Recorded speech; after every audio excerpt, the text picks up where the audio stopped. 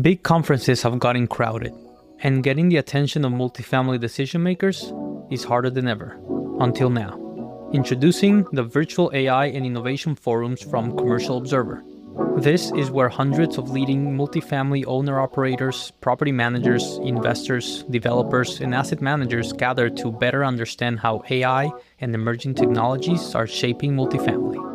The next Virtual AI and Innovation Forum, which is called Reimagining Multifamily Through AI, Experience, and Data, is set for September 29. The event is designed to showcase your products and CEO's expertise, elevate your team's thought leadership, provide premier high-impact opportunities to connect with new clients, and expand your brand awareness to a national multifamily audience. If you'd like to learn more about how to participate, send me an email, ecohen@commercialobserver.com, or click the link in the show notes.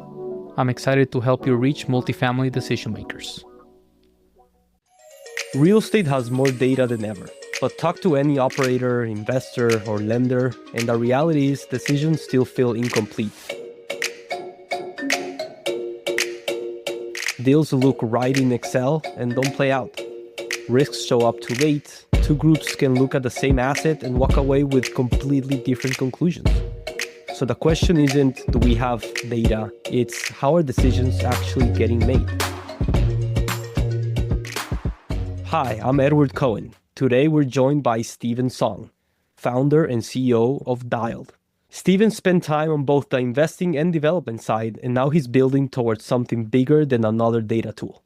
A shift from fragmented inputs to actual decision workflows.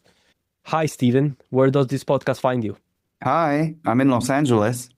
It's not so sunny today, but it's nice enough. It's not 75 and sunny? No, it's like 70 degrees and sunny. But it's okay.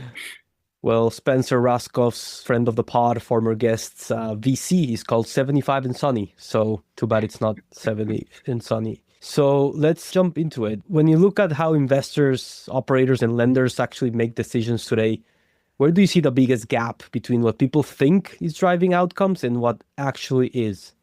That's a great question. I think the biggest gap is that the industry still makes what is easy to measure for what is actually most determinative. Real estate inherited our decision language from finance, so we naturally anchor on things like rent comps, cap rates, replacement cost, debt terms, absorption, et cetera, et cetera. Those all matter, but they're table stakes. They tell you how to describe a deal. They don't always tell you how a deal will behave. So what actually drives outcomes is often the layer underneath that: micro-location dynamics, changes in who a neighborhood is serving, whether a place feels safe or less relevant, whether local policy is moving in your favor or against you.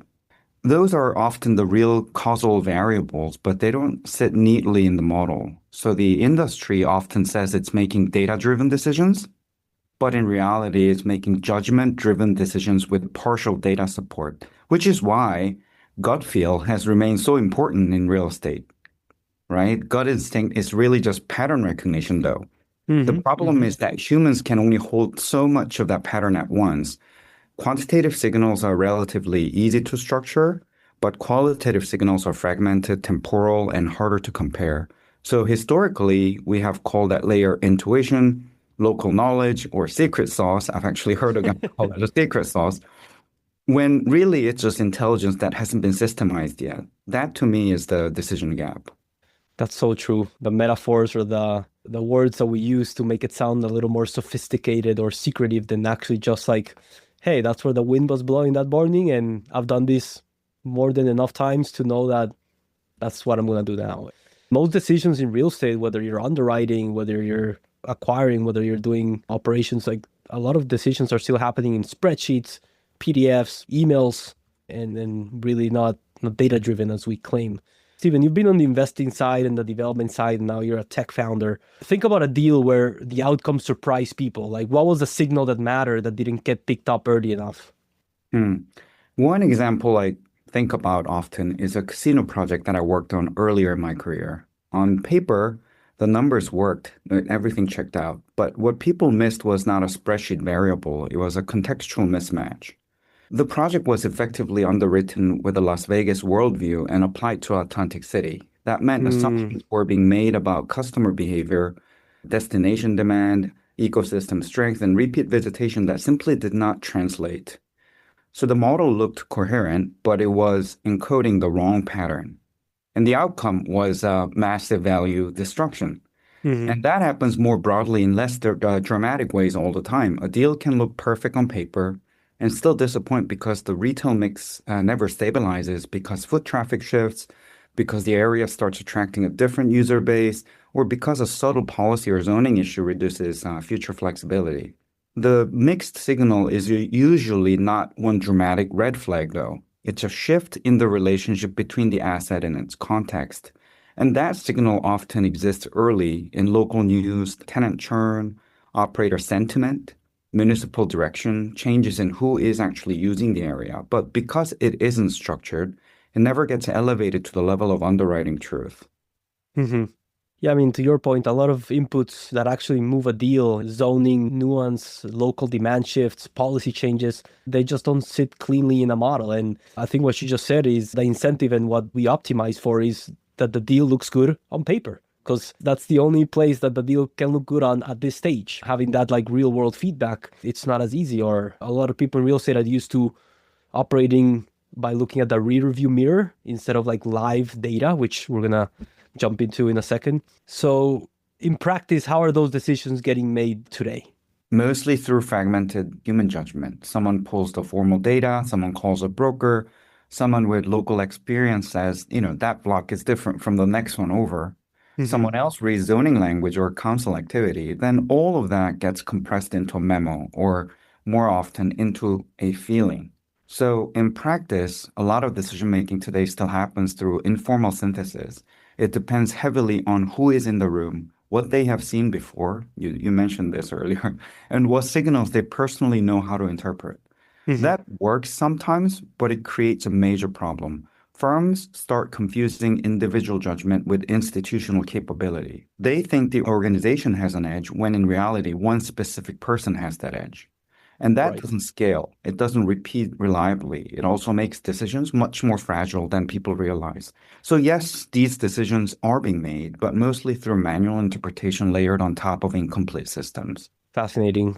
Let's talk a little more specific. So if I'm running acquisitions or managing a portfolio today, what's the type of risk I'm most likely underweighing today? That's another great question. I say the most underweighted risk is contextual drift. The risk that the relationship between an asset and its surrounding environment is changing faster than your framework assumes. Most underwriting still assumes a degree of continuity. If a submarket looks a certain way today, we tend to model it as if it will continue operating in roughly the same band, maybe with some upside or downside variation. But places are not static. They evolve, especially in like today's hyper-connected society, globally hyper-connected society. Sometimes gradually, sometimes all at once, these changes happen.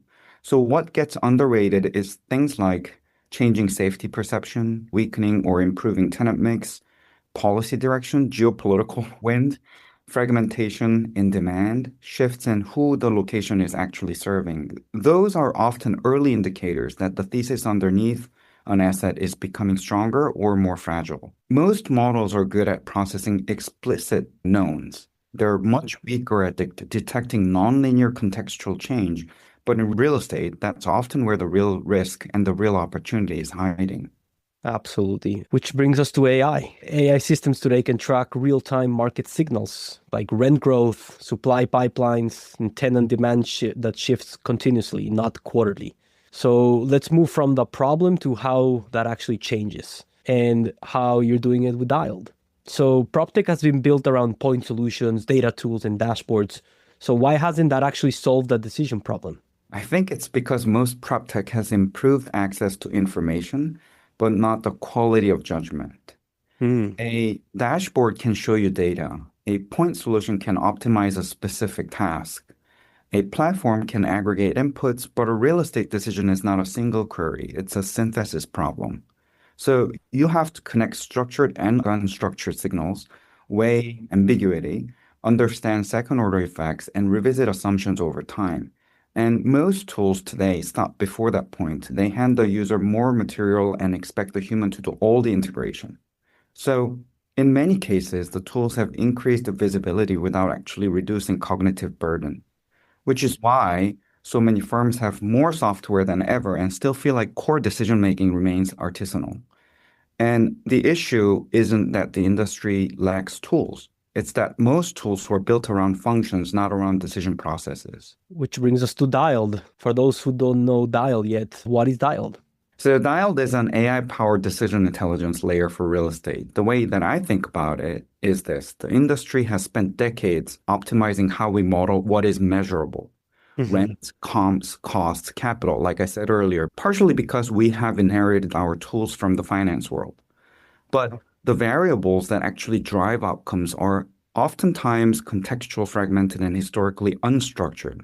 So Dialed is here to close that gap. It aggregates and structures both quantitative data and qualitative signals and connects them directly to the decision process. So instead of operating off static snapshots, you're operating with a continuously updating understanding of what's actually changing around an asset. And that's the shift from tools that show you information to a system that helps you interpret reality as it evolves. A question that I just thought about, surely it's super valuable to know the rent comps or what's going on this week or today versus what happened a quarter ago. Like surely that's more valuable, it represents reality more today. When I think about how the costs of AI are rising, and I'm sure we'll sort it out eventually, but in terms of how many tokens we're burning, doing all of this stuff, if I'm a real estate company, for a given asset, I probably don't need to know every second of how it's evolving, right? Maybe every day will be nice, but like until we get there, right? Where is a happy medium, or how are you thinking about the cost incurred to run AI and the tokens and the LLMs? How are you thinking about it? I think this question is connected to what is the role of a person in this age of AI? Because I think there are three things that we can do really well in this new world. And one of them is asking the right questions. So you don't burn tokens asking the wrong question. Just because it's available, you're not meant to like spray and pray something sticks. We need to create that discipline. Yeah, right. Which is why, so we recently entered into a partnership with the University of Wisconsin-Madison, the Grass Kemp Center for Real Estate. We talked about this a lot with the students. And tools like ours, as well as Claude, as well as GPT, all these other AI-assisted tools, will allow people to spend less time on mundane things, but maybe to use that really well, you have to ask the right questions. And you have to really know how to use it efficiently and effectively. So that's one way of not just burning through tokens. Sure. Yeah. But AI cost is rising because people are using a lot more of it. But if you look at the token cost, it's actually coming down. So right. About a year ago, when we released an earlier version of Dialed, it was about, I want to say it was about like 120% more expensive to do what we do today. And so we're paying less for more powerful engines. And with that more careful strategic usage of tokens, you can still extract a lot of value out of this. Yeah, I think that's well said. And us humans, we're just used to Googling anything. So we're just, the most basic form of using AI is using it like a Google search, and it burns a lot more electricity. But no, it certainly, costs have come down and will keep coming down. But there's probably going to be an adjustment period where costs are not going to be low enough that we can just ask anything, and we probably shouldn't be asking just anything. So our system actually doesn't answer. Sometimes we try these things like where we would prompt like, what should I have for lunch? And then the system will just stay focused on task. Amazing. Yeah, lunch is for rookies, intermittent fasting. No, anyway. So you've framed this shift from static data to dynamic live views. You framed this shift as moving from tools to workflows. What does that actually look like inside a real estate team? It means that the system stops being a passive repository and starts participating in the actual decision-making. A traditional tool says, here's the data. Now you go and interpret it. A workflow system says, what decision are you trying to make? What information matters to that decision? And what assumptions are embedded in it? and what signals are changing. This is a very different model. So inside a team, it means that it can start with a real question. Should we pursue this or not? Or why is this asset underperforming? Has the thesis changed? And the system can then pull together the relevant quantitative and qualitative inputs around that question, structure them, prioritize them, and keep updating as reality changes. And the frequency of update, that's for you to set, depending on how fast your firm wants to move or how closely you want to monitor an asset. That's especially important in real estate because the qualitative layer has always mattered enormously, but has rarely been systemized. So, as we talked about earlier, people have always relied on feel, local knowledge, instinct, pattern recognition. So our view is that these layers should no longer live only in someone's head. So when we talk about moving from tools to workflows, what we really mean is moving from isolated information access to continuous decision intelligence. Walk us through a deal. Where does dialed AI plug in and how does it change the workflow from start to finish? Traditionally, the workflow is very linear, right? An analyst gathers the data, builds a model, writes a memo, and by the time the deal reaches senior decision makers, a lot of nuance has already been compressed out of the process. The issue is not carelessness. The issue is that the workflow itself is lossy. Every step flattens context. So where dial plugs in is before that flattening becomes irreversible. So you begin with an asset, site, or location. Dial builds a contextual understanding around it by combining structured and unstructured signals. It does not just tell you the visible metrics. It helps surface what is changing around the asset, what latent risks are forming, what weak signals deserve attention, and where the original assumptions may already be drifting. So that changes the workflow in a few important ways.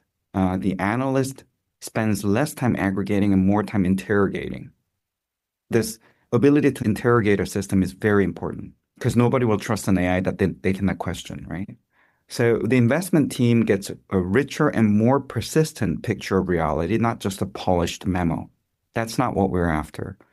And the intelligence layer does not disappear after underwriting. It stays attached to the asset over time. So it's traceable. The thought process was very traceable. So the process shifts from a one-time research exercise to an ongoing decision environment. And philosophically, that matters. The job is no longer to build the most persuasive case for the deal. The job is to pressure test reality before capital is deployed or committed. Certainly, the biggest shift overall is it is a new way on how to think, on how to logically structure the work that you've been doing. And certainly the broken telephone problem from one stage to the next, it's what's being really addressed here. So when you compress weeks of research and underwriting into hours, what decisions actually improve, not just speed up?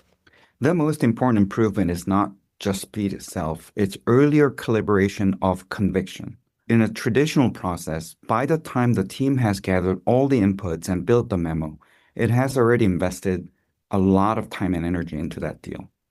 At that point, psychological commitment starts to creep in. People are no longer just evaluating the deal, they're also defending this effort spent on it. When you compress the research cycle and surface richer context earlier, then what you improve are go or no-go discipline, risk identification, comparability across deals, and resource allocation inside the team. In other words, you can kill flawed opportunities earlier, pursue stronger ones with more confidence, and spend human attention on actual judgment rather than on information assembly. We're much more valuable than that. So the value is not just that research gets faster. The value is that decision quality improves before organization momentum distorts it. Fascinating. And we, according to data from our friends at V7 Labs, 76% of commercial real estate firms are already exploring or implementing AI, but most are still early and fragmented. So how does this change the actual role of the analyst or the underwriter or the acquisitions team? I think it upgrades the role. A lot of analytical talent in real estate still gets consumed by gathering, cleaning, reconciling, and packaging information. That work is necessary, but it is not the highest use of human intelligence, in my mind. As workflow intelligence improves, the analyst shifts from being mainly a collector of inputs to being an interpreter of meaning. That means less time spent on pulling comps, reconciling data sets, manually assembling context, and a lot more time on testing assumptions, asking the right questions, identifying edge cases, building real conviction. So I do not think the analyst disappears. I think the analyst becomes more strategic. The best teams will not use AI to eliminate judgment. I believe they will use it to elevate human attention towards the part of the process that are actually differentiating. Let's talk about where all of this goes. According to Forbes, AI could unlock anywhere between $430 to $550 billion in annual productivity across real estate and construction. That's like adding the entire GDP of Austria worth of productivity. We have now chat interfaces made AI, generative AI accessible. Well, real estate decisions are a multi-step and evolve over time. Where do these tools still fall short today? That's a great question. I want to also talk about what you mentioned just now a little bit about how much productivity gain we're going to get from this AI adoption. I think that's the first wave, and it's absolutely true that we're going to be a lot more productive. This automation will save people a lot of time and effort and create huge value. What's harder to measure at this point, or harder to imagine, but probably much bigger in impact, is the benefits from better judgment. So making the right investments, making more right investments, avoiding bad mistakes like the Atlantic City Hotel, and improving the middle. I think that is a lot bigger. But again, that depends on how we in the real estate field and the finance field adapt this wisely. But going back to your question, I believe chat interfaces were a huge step because they made AI usable. But usability is not the same thing as suitability for complex decision making. A live real estate decision is not a one-time question. It's an evolving system. It involves memory, changing assumptions, partial evidence, conflicting signals, a lot of conflicting signals, and conclusions that need to be revisited over time. So a general purpose chat tool falls short in a few ways. First, they're not naturally built around persistent asset level context. They can answer a question, but they do not inherently maintain a living thesis around a deal, a property, or a location. Secondly, they're only as good as the information environment around them. So this is a garbage in, garbage out thing. Mm-hmm.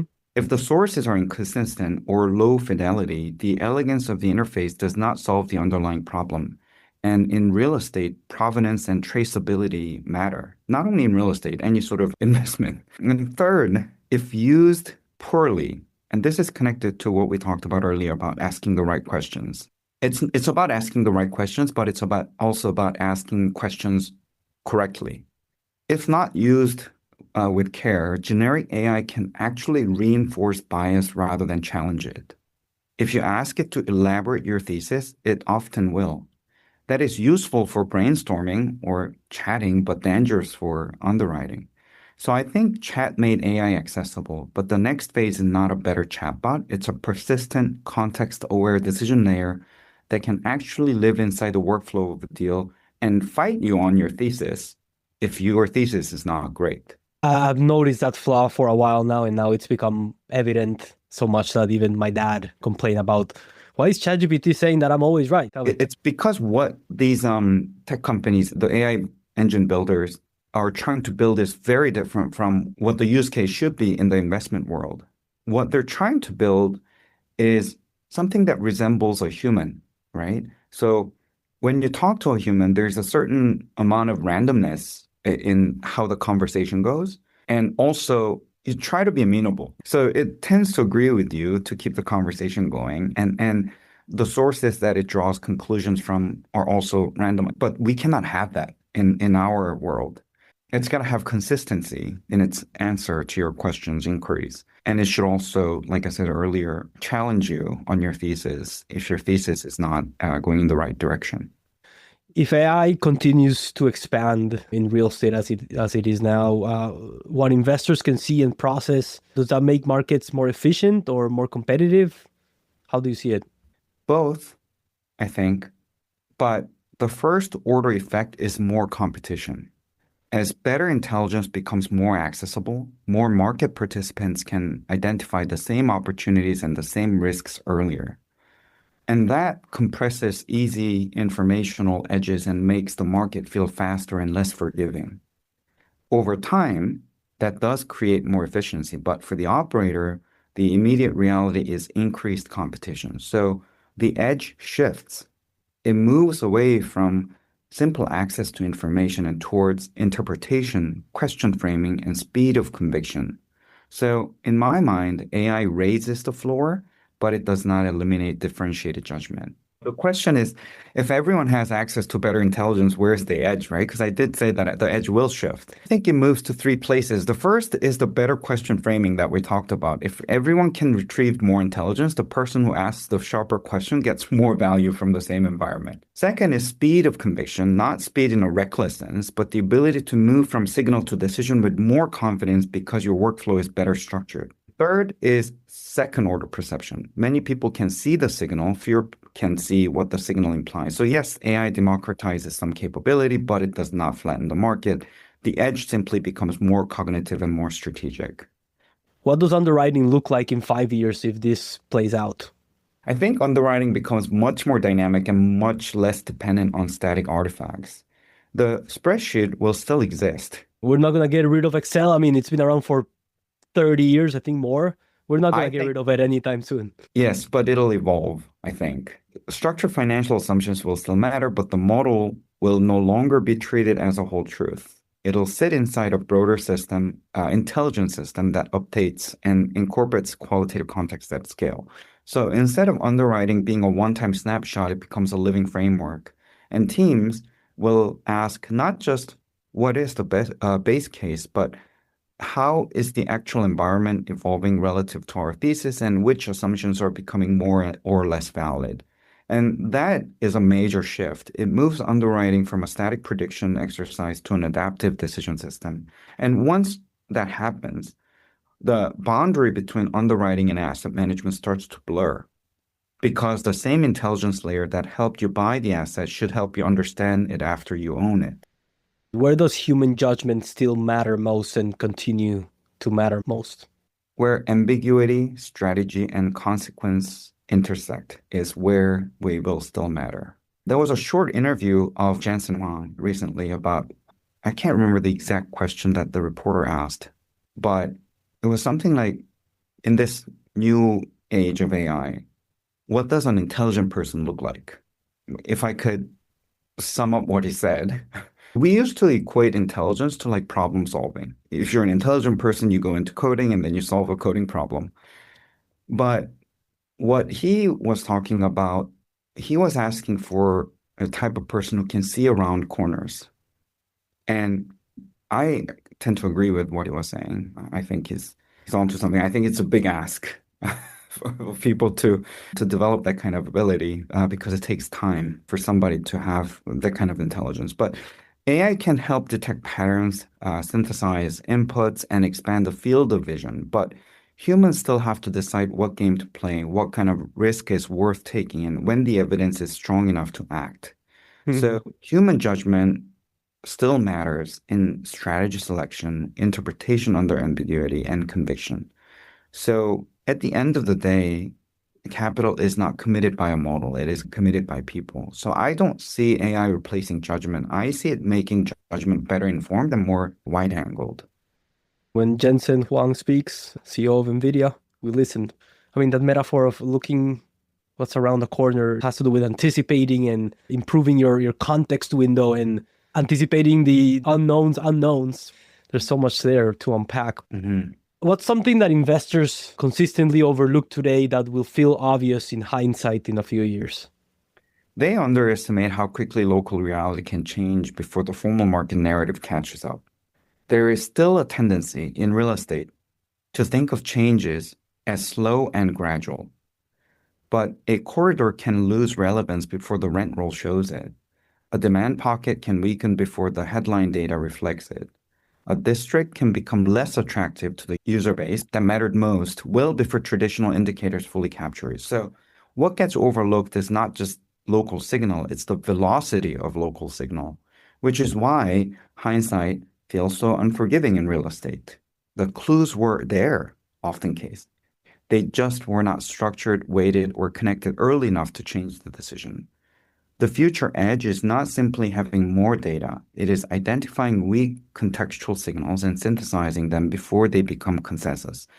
It wasn't that long ago that people in real estate made a lot of money through information asymmetry. Like if my uncle played golf with the mayor, I would know something about planning around that city. And I would have key information that nobody else has, and I'll make a lot of money betting on that deal. But the information is a lot more abundant now. It's not the lack of information that matters. It's the ability to sort through all that noise, all that data, and interpret it correctly. The edge is not because you have certain information. The edge alone, the edge became a lot more about how do you interpret these signals that the market is sending you. We recently had a Crexi CTO, Oded Noy, and the way he described the data is data that you can trust, right? It's not more data. It's not the prettiest data. It's data that you can trust. That's critical in everything, because otherwise garbage in, garbage out, like you said. Steven, last but not least, collaboration superpower. If you could choose one person, historic or living, to do a partnership with, who would it be? If I had to just choose one, I'd probably pick my mentor, Denise Brown, who's in her 90s, so it's hard to work with her now. But what I admire about her is that she understood cities from the ground up, not as abstract plans, but as living systems shaped by behavior, movement, adjacency, safety, commerce, and everyday use. She could see patterns, those vernacular patterns that formal planning frameworks often missed. That way of seeing is deeply relevant to what we're building at Dialed. A lot of what drives real estate outcomes sits below the level of the conventional model. It lives in the subtle logic of place. But if you could be so kind and let me choose another person, in addition to Denise Brown, I would actually choose Reyner Banham, because he had a very similar ability to see coherence in systems that looked chaotic from the outside. So in some sense, that's what Dialed is trying to do, make the hidden logic of place legible, structured, and actionable at institutional scale and speed. Well, first of all, it sounds like your mentor is a legend that should be featured on the Julia Louis-Dreyfus podcast, Wiser Than Me. Yeah. She hosts brilliant stories from women in their 70s, 80s, and 90s. Actually, you should definitely be on it. And then Reyner Banham, the English architectural critic and writer. So it's actually kind of funny because I was born in LA, but although I didn't grow up here, I grew up in different Pan Pacific region. Then I landed in Pittsburgh for college. I went to Carnegie Mellon, and then UPenn for grad school. Slowly made my way towards New York, which is where I had my first job and second job and third job. And then moved back to Los Angeles as an adult. Now, at this point, I've been trained as an architect, as an urban planner, and it was the city should not function. The way that Los Angeles is built, it's against everything you learn in urban planning is how a city should work together, work. But it works somehow. So I had a really difficult time understanding this city until I read Reyner Banham, An Outsider, in a view, and he deconstructed Los Angeles like nobody before. And that book made so much sense. I'll take a look. LA is the city in the US that I've been to that reminds me the most from San Jose, Costa Rica, my hometown, for good and for bad, at a much different scale. But Steven, where can Tangent listeners and real estate owners, operators, and investors learn more about Dialed and connect with you? You can visit our website, www.diald.ai. Or you can find me on LinkedIn, or you can email me at spsong@dial.ai. Steven Song, founder and CEO of Dialed. Thank you so much for coming to Tangent today and sharing your wisdom, your exciting company, and your vision with us. Thank you for the invitation. Muchas gracias. If you learned something new or enjoyed the conversation, text a friend the link to this episode right now. You can find links, resources, and ways to connect with us in the show notes.